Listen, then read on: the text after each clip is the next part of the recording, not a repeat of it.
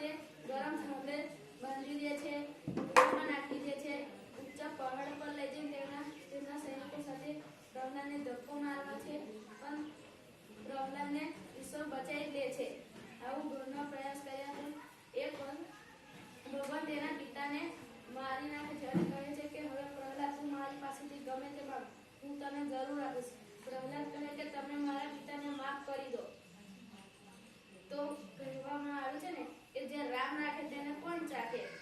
તો આવા બે ભાઈઓની ગુરુવર્ણા છે જેને આપ સભી ઓળખો છો. તે બંને ભાઈઓનું નામ રામ અને લક્ષ્મણ છે. તો હું તમને રામ લક્ષ્મણની ગુરુવર્ણા કહીશ. તો પહેલા કહેવામાં આવે છે કે રઘુપતિ રાઘવ રાજા રામ, પતિત પાવન સીતારામ. તે વાર્તાઓ મને ગમી હતી. તેમાં મને પ્રહલાદની વાર્તા ગમી કારણ કે તે ઈશ્વરનું નામ લેતો હતો અને તેના પિતા તેને ઈશ્વરનું નામ લેવાનું ના કહેતા હતા. પ્રહલાદ માન્યા વગર તે ઈશ્વરનું નામ લે છે. ત્યાં તેના પિતા તેમના સૈનિકો સાથે ઊંચા પહાડ પર લઈ જાય